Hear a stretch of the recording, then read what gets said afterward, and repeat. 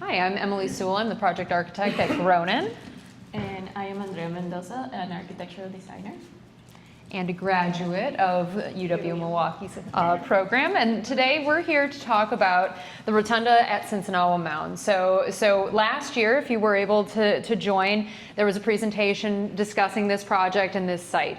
Today we're here, I know we are not a bank, so I appreciate your flexibility here in letting us talk about banking on preservation, not necessarily in just banks, but we wanted to give an update on what is going on, what is happening, and what we need to do in order to save this project and give it a future and a life beyond where it is right now. So, little bit talking about our mission and our method. So our mission with this project is to find a new user and a new owner for this project moving forward. The sisters, and we will go through kind of the timeline of the history of the site, but the sisters are no longer utilizing what we call the 1964 portion of these buildings. So this is the rotunda, the gallery, the kitchen and dining building, as well as the towers. So we'll go through this frequently coming up, but those are the spaces that they are no longer using for multiple reasons. But we are looking for a future use and a future steward of this site moving forward in order to give it life again. So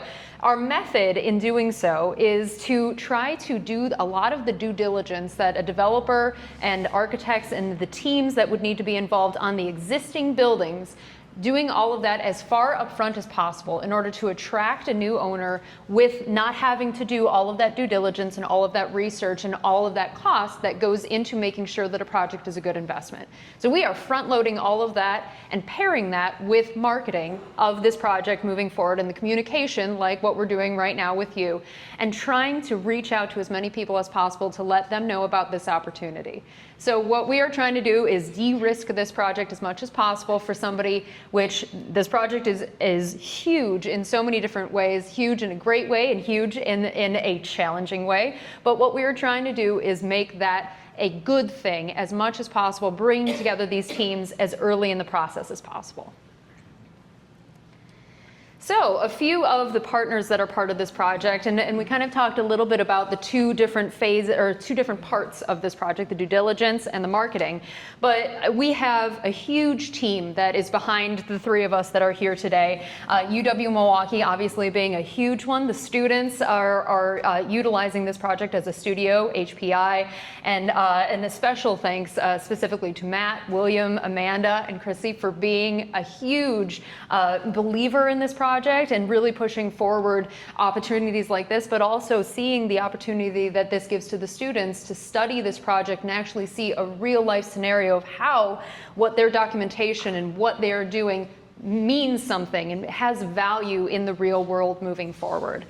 So also the Sinsinawa sisters, so Sister Christina, Judy, Sisters Jan, Julie, excuse me, Sister Laura, all of the SDI board, as well as what we have here, Steve Hopman, Angie Ryan, Dennis Dalsing, and Nancy Kiefer, who's a local very engaged citizen who has been bringing together volunteers to help transform the campus and make it a beautiful space again for the tours and the people that will be coming through. This is a huge team behind this that are very passionate and really want to make this happen.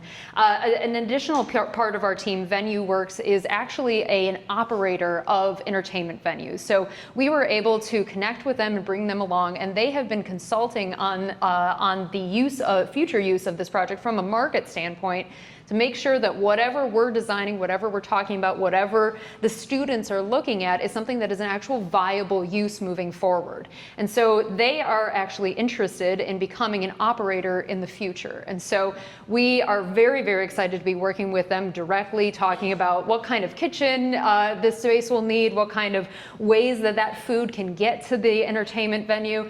That's a huge part of this, is how is it going to work moving forward, and they are a key piece of that. RE/MAX is right now listing the project, and it is available on LoopNet and any place that you look for real estate, big and small. So you're able to look at this project available for $1 on the internet whenever you'd like. But some of the other teams that have been working with us, specifically on the due diligence side, this is all of the nitty-gritty. Midwest Restaurant Supply looking at the actual kitchen equipment, Geisler Brothers on the mechanical systems, EMC on the hazardous material abatement. Fields of Sinsinawa is a nonprofit associated with the mission of Sinsinawa about regenerative farming. They're a huge part of this that could be a big piece of the future use. Driftless development from the economic development standpoint. H.J. Pertzborn is the plumber and fire protection team. Westfall is electric. Alliant Energy, the electric provider, as well as Grant County and all of you, Wisconsin Trust for Historic Preservation. So this is by no means just the three of us. This is a huge team behind us that are becoming really ingrained in every small detail of this project to make sure that we are uncovering anything and everything about this site. So a little bit about the site. If you're not familiar, Sinsinawa is in southwest Wisconsin, about 10 minutes from Dubuque, Iowa. So a lot of people feel like it's in the middle of nowhere. We hear that a lot. It's 10 minutes from our office. It's actually closer than my house to our office. So it's an incredibly connected place, even though you have the luxury of being in that rural setting. So Galena is 17 minutes away, Milwaukee about 2.5 hours, as the students can attest to. Omaha, Nebraska is about 5 hours. Des Moines is 3 hours. Chicago about 3.25. Madison is an hour and a half, and Minneapolis is 4.5 hours. So very truly connected. It's a half a day's drive to most major locations in the Midwest region here. So the opportunity here really is to have a home away from a lot of these busy urban environments. This is a place of rest and peaceful relaxation and regeneration. And that's something that was from the very day that the first stones were laid on this campus to right now. And that's something that we're really bringing forward as a potential for the future use. So an aerial of the building, you start to see those different parts that we were talking about before. The rotunda here in the foreground, that is the main crown jewel. It's actually a 3-layer cake, if you think about it. The lower level is actually a full auditorium space with stage, lighting booth, as well as a chorus and band room, and tons of support spaces that support that theater use. The second floor is called the Heritage Level. Right now it's currently used as basically a conference center with breakout rooms. Was originally the library for the sisters. Then the first floor is the chapel, the Queen of the Rosary Chapel. And it is an absolutely incredible space that includes beautiful stained glass windows that wrap around. What you see are those diamonds around the upper portion of the windows. That was designed by one of the sisters and created in Milwaukee. The stained glass is about 1 inch thick, and it wraps all the way around, tells the story, tells multiple stories of Christian teachings, and then also maps the sun. So it starts in the east and then wraps around to the west, and we have some absolutely beautiful photos of the way that moves. The gallery space then connects back to the towers, which you see behind, and that includes some conference rooms, office spaces, and a lobby that was actually used for dances. It's so large as well. Then connecting back to the kitchen and dining hall, you see in that kind of back section, that is about 33,000 square feet with a little over 8,000 square foot kitchen. So it is one of our kitchen consultant said it was one of the largest kitchens he's ever seen, and has some of the most sound equipment that could be reused for the kitchen. So it's such a wonderful asset as part of this project that we have such a great functionable kitchen that can serve this site. And then back on the back side, you see the towers, which are delineated as dorm spaces. So I'll hand over to Andrea. So before we talk about like the possibilities of the program that this project can have, I want to talk about like a little bit of the history of the 1964 buildings.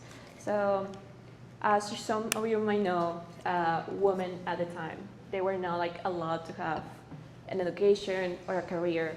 So, when the Vatican II took power in 1962, actually women were like encouraged to be part of society, to have like those like careers, to have like those vocations besides being a nun or part of a religious life. So in 1964, when they were actually like put in this mid-century modern complex, it finished and it was never fully utilized because of all of the nuns that actually dropped their vows or decided to go into a different way of like lifestyling. So if we just continue into like the 19th and the 80s, the nuns were having like so much trouble like keeping all of these spaces occupied. They were never fully utilized, and they had like some of great ideas, having like conference spaces. They invite other people to give lectures, and they still have it as a school. However, there was never a fully occupied space by the nuns. So going on into the late 90s, the nuns start going more like focused on the elder care. And so they were like focusing on elder care and having more accessible pathways and parking lots that allow them to just have a better access to the site. So in the late 2010, they decided to go back to where the story began, into the stone building, where right now they are like still being used, and it is still like very part of this like whole community. But we find ourselves right now where we are standing, which is trying to reimagine this space with like a space where it can be creative and it can be for wellness, and just like it can serve many other new generations in the future. Yeah, perfect. All right, thank you. So when we talked about the two different phases of work that we're working on, one of them is the due diligence. So this is the nitty-gritty part of this. This is diving in with both feet first into the actual workings of the building, and we were very fortunate to have a buildings facilities team that has decades worth of experience with these buildings. So we have been working with all of our teams of consultants. These are some great photos that Andrea created, a collage of us going through every piece and part of this building, determining what is needed to make this project happen and actually be able to allow it to live another life. So what are those pieces? You know, the asbestos abatement, the mechanical systems that would need to get updated, and you see us in the kitchen equipment, things like that. We have developed a full list worth of scope of work that we are working on pricing as we speak to determine what those next steps are. And so, looking at some of these photos, the actual condition of the buildings is exquisite, and that goes towards that history and the timeline. The buildings were never truly fully utilized, and the opportunity here is, there are terrazzo floors throughout the entire first floor. Those will last probably everyone in this room. Those floors will be just as beautiful today as they will be by the time the next generations are. So the opportunity here is to be able to save a building that has longevity in its bones. And what we're doing is developing what the scope of work needs to look like in order to preserve those bones. And so we're talking about fire sprinkler systems. We're talking about new, updated, highly efficient mechanical systems in order to serve all of these spaces.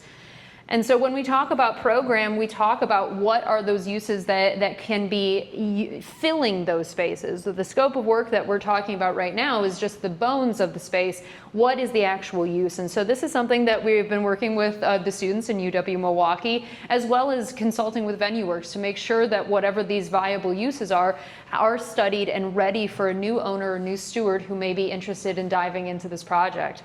So we're making sure that the legacy of these uses in teaching, service, and care for creation bring about a future of the creativity, education, and stewardship. So all of these possibilities that we're looking into are always layered with this kind of mission-driven use.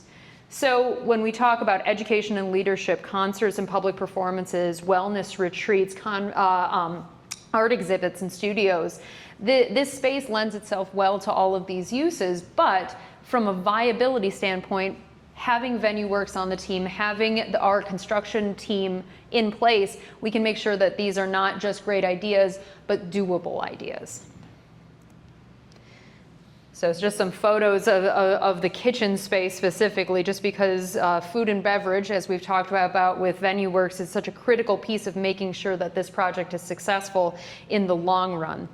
Some of these spaces you see, there's always space, there's more space and more space behind every door in this project. And so it's an incredible opportunity, but also gives the students who are going to be starting to work on some of this in the future here a lot of challenge in determining what those uses and what those test fits can be, utilizing all of the spaces in the project.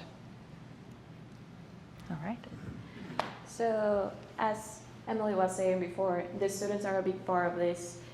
They are, as me before, I got an education from UWM and HPI, and all of these like real world experience helped me like understand what was actually gonna happen after like I graduate. So the students right now are being like reimagine this space as all of these programming spaces that we just touched on.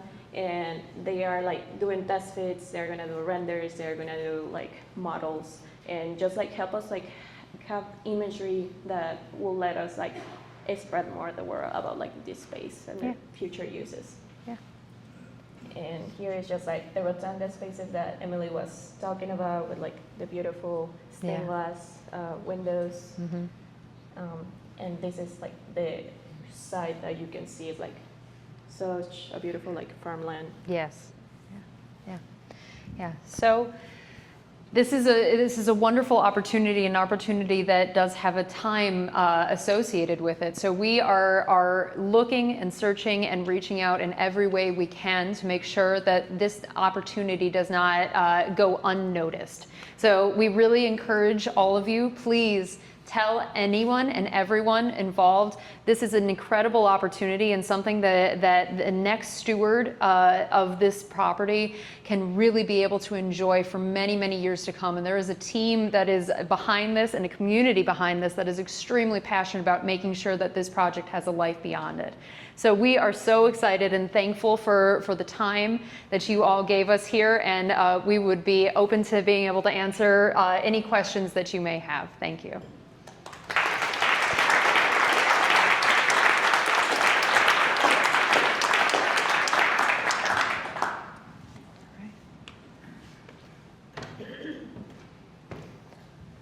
Yeah.